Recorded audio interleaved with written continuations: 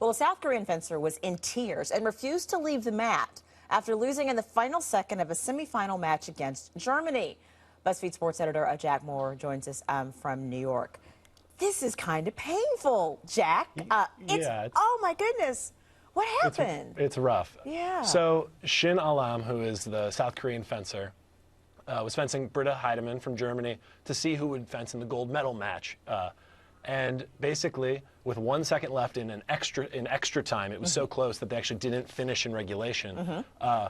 The clock didn't start when Heidemann made an attack, and the judge ruled that she had successfully hit Lam and that the match was over.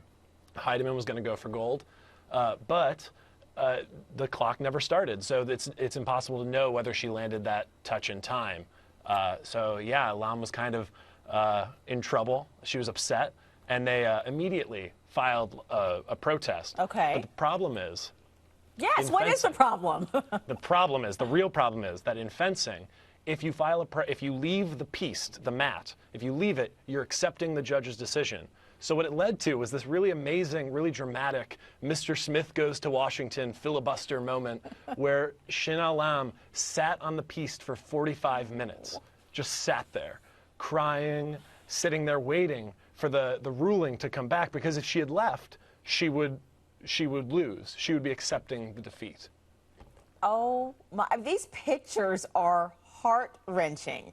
Heart-wrenching. Yeah, it's pretty rough, but the most amazing moment, I think, is actually after the second protest was ruled on, and the judge came out and told Lam that she had lost and that the ruling had been upheld, the original ruling.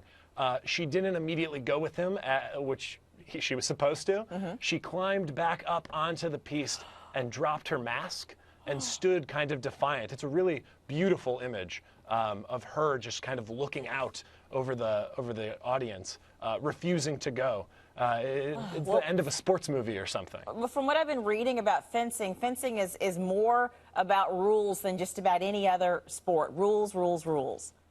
Yeah, it's a very rule-heavy sport. The suits they have sensors built into them, and different types of fencing: foil, saber, épée. This was épée fencing. Have different rules of where you can land a touch, and it's a very complicated appeal process as well. I know the South Korean judge actually had to deliver cash when making the appeal, which is a new rule that also came up in the men's gymnastics the other day.